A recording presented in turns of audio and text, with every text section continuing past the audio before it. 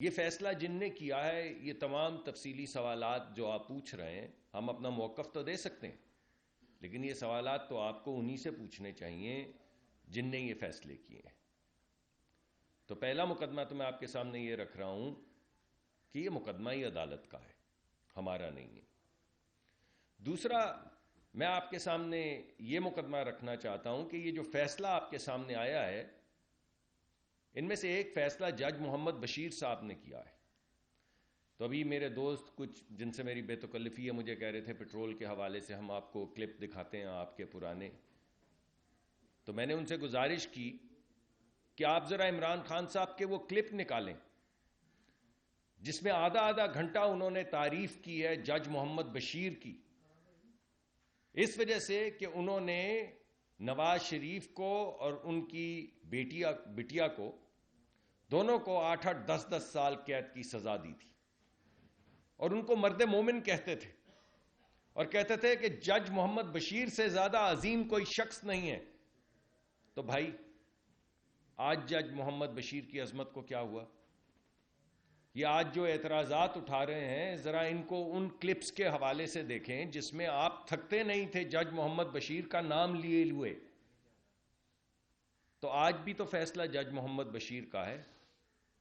تو وہ والا جج محمد بشیر غلط تھا اور یہ والا جج محمد بشیر صحیح ہے، یا یہ والا جج محمد بشیر غلط ہے اور وہ والا غلط جج محمد بشیر صحیح تھا؟ ایک بات اس حوالے سے میں آپ کو اور بھی بتانا چاہتا ہوں۔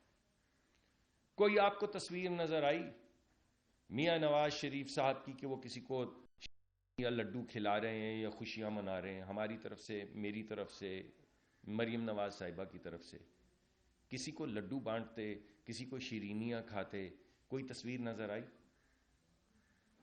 اب وہ ذرا آپ خود جا کے چیک کر لیں، اور آپ ماشاءاللہ عوام بھی جو ہے اور ہمارے بالخصوص ینگ بچے کہ وہ جو دوسروں کے دکھ کے اوپر، دوسروں کی تنگی کے اوپر، دوسروں کی تکلیف کے اوپر جو لڈو بانٹ رہے تھے، جو خوشیاں منا رہے تھے، وہ کیا تھیں؟ تو ان دونوں چیزوں کو سامنے رکھیں گے تو آپ کو دونوں جگہ کا کلچر آپ کے سامنے آ جائے گا، اور آپ کے سامنے وہ ہپوکریسی بھی آ جائے گی، وہ دوغلا پن بھی آ جائے گا جو آپ کو جج محمد بشیر اب اور جج محمد بشیر تب، اس کے اوپر جو تبصرے تھے ان کی تکرار میں آپ کو حقیقت جو ہے پتہ چل جائے گی۔ اور میں نے آپ کو کہا کہ یہ فیصلہ عدالت کا ہے، لیکن بھائی اس عدالت کے فیصلے کے اوپر تو اپیلیں موجود ہیں۔ ابھی اس کے بعد تو ہائی کورٹ میں اپیل ہے، اس کے بعد ریویو ہے، اس کے بعد سپریم کورٹ کی اپیل ہے، اس کے بعد سپریم کورٹ کا ریویو ہے، 3 4 آپ کے پاس اپیلیں موجود ہیں۔ اور اگر کسی جگہ پہ جھول ہے عدالتی کارروائی میں، اگر فیصلے میں کوئی جھول ہے، اگر آپ سمجھتے ہیں کہ فیصلہ صحیح نہیں ہے تو آپ کو ریلیف مل جائے گا۔ میاں محمد نواز شریف کے لیے تو کوئی ریلیف نہیں تھا۔ سپریم کورٹ آف پاکستان کو ٹرائل کورٹ بنا دیا گیا۔ وہ کیا ہے کہ کسے وکیل کریں، کس سے منصفی چاہیں، کہ خودی عدالت بھی، خودی وکیل بھی، خودی سپروائزر بھی۔ کیا حیرت کی بات ہے کہ پاکستان کی تاریخ میں سپریم کورٹ آف پاکستان کو ٹرائل کورٹ بنا دیا گیا اور سزا دے دی گئی جس کی اپیل کہاں کریں؟ اگر سپریم کورٹ خود آپ کو سزا دے رہا ہے تو بھائی اپیل کہاں کریں؟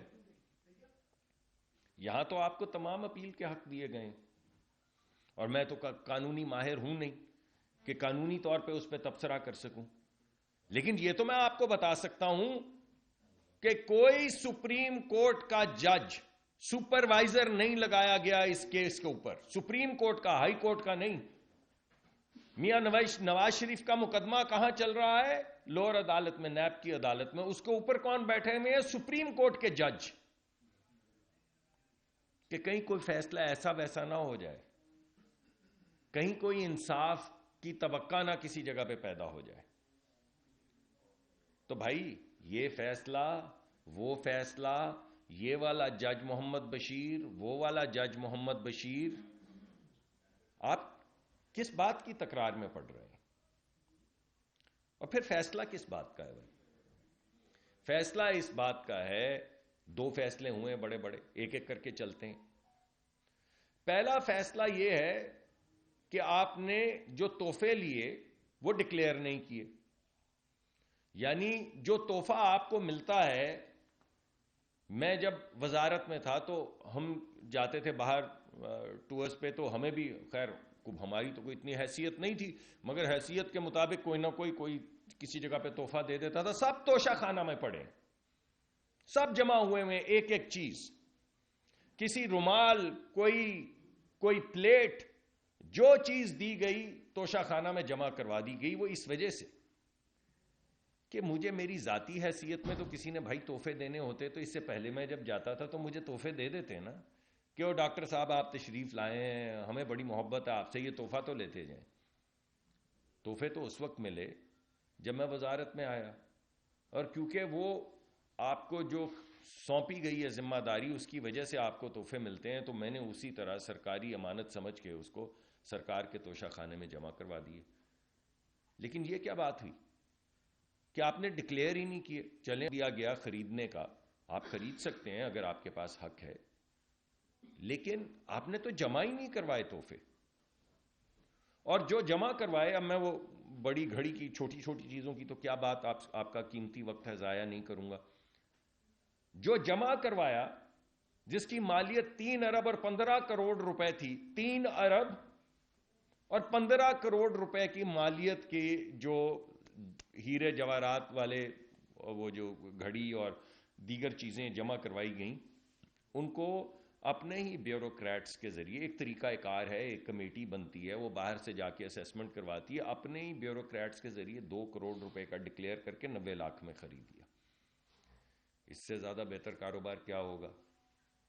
یعنی وزیر اعظم کو ہم تو اکثر ایک دوسرے کو مذاق میں کہتے ہیں کہ پتہ نہیں 1.5-2 لاکھ روپے تنخواہ ہوتی ہے وزیر کی، اور کوئی 1.5-2 لاکھ 2.5 لاکھ تنخواہ ہوتی ہے وزیر اعظم کی، تو وہ بھی کرتا ہوگا گزارا جیسے تیسے کر کے، لیکن 5 ہو گئی، اب وزیر اعظم کی 5 لاکھ ہو گئی ہے۔ لیکن آپ یہ سوچیں کہ یہ جو کاروائی ہے، 3 کروڑ 15 لاکھ روپے کی چیز، 3 ارب 15 کروڑ روپے کی چیز آپ کسی سے تحفے میں لیں، 3 ارب پتہ ہے کتنا ہوتا ہے؟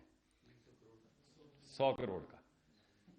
3 ارب 15 کروڑ روپے کی آپ زیورات لے کر ان کو ڈکلیئر کریں یہ 2 کروڑ کے ہیں، پھر 90 لاکھ میں خرید لیں، پھر 3 ارب یا 4 ارب میں بیچ دیں۔ ارے بھائی، اس سے زیادہ بڑا بھلا کاروبار کیا ہوگا؟ اور آدھے ڈکلیئر کریں، آدھے ڈکلیئر بھی نہ کریں اور جتنے مرضی میں بیچ دیں۔ یہ ہے وہ معاملہ جس کے اندر نان ڈکلیئریشن ہے، جس کے اندر مس ریپریزنٹیشن ہے، جس کے اندر انڈر انوائسنگ ہے، جس کے اندر کسی حد تک سمگلنگ اور منی لانڈرنگ ہے، کہ یہاں سے پرائیویٹ جہاز میں بیٹھے، وہاں اترے، وہاں جا کے پیسے اکٹھے کیے، یہاں لے آئے، یہاں کہیں وہ کہا کرتے تھے کہ جناب چوری نہیں کی تھی تو تلاشی دے دے ہونا، تو پھر دے دے نہیں تھی نا۔ یہ جو 9 وکیل بدلے، میاں نواز شریف نے کسی کیس میں 9 وکیل بدلے، ایک کیس میں غالباً 9 وکیل بدلے، ایک میں 10 وکیل بدلے۔ میاں نواز شریف کے تو وہی 2 وکیل تھے، وہی چلتے رہے، انہی نے مقدمہ لڑا ہے۔ روز پیشی ہوتی تھی، روز جاتے تھے، روز آپ کے سامنے آتے تھے، روز جاتے تھے، روز پیش ہوتے تھے، روز شام کو آتے تھے، پھر اگلے دن جاتے تھے۔ تو یہاں پہ 1.5 سال، 6 مہینے، 8 مہینے، 9 وکیل، 10 وکیل بدلے جا رہے، تو یہ کیا ہو رہا ہے بھائی؟ یہ کون سی عدالتی نظام ہے؟ کبھی وہ کہتے ہیں کل آ جائیے گا، پھر عدالت کہتی چلے پرسوں آ جائیے گا، پھر وہ کہتے ہیں چلے وکیل کو ہی بھیج دیں۔ یہ وہ جس زمانے میں بنی گالا میں تھے، میں اس زمانے کی بات کر رہا ہوں، آپ کو یاد ہوگا، یہاں پہ وہ کہتے تھے اچھا چلیں آپ خود نہیں آ سکے، آخری مہلت، چلیں ایک اور، چلیں شام تک آ جائیں، ارے نہیں آئے چلیں وکیل ہی بھیج دیں۔ بھائی صاحب نے وکیل بھی نہیں بھیجے، پھر 9 وکیل بدل دیے۔ اب اس کا آپ موازنہ کریں، یہ میں آپ کو کیس ایک صرف تحفے کے متعلق بتا رہا ہوں، 3 ارب 15 کروڑ کا تحفہ، 2 کروڑ کا ڈکلیئر کر کے 90 لاکھ کا خریدا، 3-4 ارب کا جتنے کا بھی بیچ ڈالا۔ پرائیویٹ جہازوں میں جواہرات باہر گئے بغیر ڈکلیئریشن کے، انہی جہازوں میں پیسے آئے، وہ کیش کہاں آیا، وہ کیش کہاں جمع ہوا، اس کی کیا ٹریل ہے، یہ تمام معاملات آپ کے سارے۔ اب اس کا موازنہ کیجئے کہ سزا دی جا رہی ہے اس بات پہ کہ آپ اپنے بیٹے کی کمپنی میں ڈائریکٹر تھے. ہر باپ کو مان ہوتا ہے اپنے بیٹے کا. آپ کے بھی اگر بچے اللہ کامیاب کریں, اور بہت سوں کے بچوں کو اللہ نے بہت ترقی دی ہے, وہ جب کامیاب ہوں اور آپ کو بولیں کہ آپ میری کمپنی میں آ کے بیٹھ جائیں, تو آپ ان سے تنخواہ لیں گے بھائی. اور ایک شخص کو ساری زندگی کے لیے نااہل کر دیا جائے, وزیر اعظم کو, 3 ٹائمز پرائم منسٹر کو, میاں محمد نواز شریف کو, اس بات پہ کہ آپ کے بیٹے کی کمپنی ہے, آپ اعزازی طور پہ اس کے بورڈ کے چیئرمین بنے, آپ تنخواہ لے سکتے تھے لیکن آپ نے نہیں لی. تنخواہ لے سکتے تھے, آپ نے نہیں لی, اس لیے ساری زندگی کے لیے آپ ختم, سیاست ختم, اور آپ مجرم, نہ صادق نہ امین. ذرا اس کیس کا موازنہ کیجئے یہ 3 ارب والے کیس سے, تو آپ پہ تمام حقیقت جو ہے وہ سامنے آ جائے گی. یا دوسرے کیس کو لے لیجئے, چھوڑ دیجئے اس کو, اسمگلنگ کو بھی چھوڑ دیجئے, منی لانڈرنگ کو بھی چھوڑ دیجئے, مس ڈکلیریشن کو بھی چھوڑ دیجئے, انڈر انوائسنگ کو بھی چھوڑ دیجئے, سب چیزوں کو چھوڑ دیں. آپ نے اس ملک کا, جب آپ وزیر اعظم بنتے ہیں یا وزیر بنتے ہیں تو آپ اوتھ لیتے ہیں, آپ اس طرح اور حلف لیتے ہیں, جیسے آپ قرآن پہ لیتے ہیں ویسے آپ حلف لیتے ہیں کہ اس کام میں میرے سامنے جو بھی سیکرٹس آئیں گے ریاست کے, میں ان کو کسی پہ عیان نہیں کروں گا. یہ آپ حلف لیتے ہیں اور اس حلف کے ذریعے آپ وزیر اعظم بنتے ہیں یا وزیر بنتے ہیں. اور آپ نے وہ جو سیکرٹ, اسٹیٹ سیکرٹ کے ڈاکیومنٹس تھے, آپ نے ایسے کر کے لہرا دیے اور باہر پھینک دیے. تو یہ کیا ہے؟ تو کیا اگر آپ اسٹیٹ سیکرٹس باہر اپنے سیاسی مفاد کے لیے پھینکنے کے لیے تیار ہیں, وہ بھی توڑ مروڑ کے, تو جو ہمارے نیوکلیئر سیکرٹ ہیں جو آپ کے پاس محفوظ ہوتے ہیں کیونکہ آپ وزیر اعظم ہیں, تو آپ وہ سیکرٹ کیوں نہیں اپنے سیاسی مفاد کے لیے کسی دشمن کے سامنے رکھ دیں گے؟ ذرا بتائیے. یعنی یہ سیکرٹ ہے, وہ سیکرٹ کیا ہے؟ اوتھ تو آپ نے دونوں کا لیا ہوا ہے.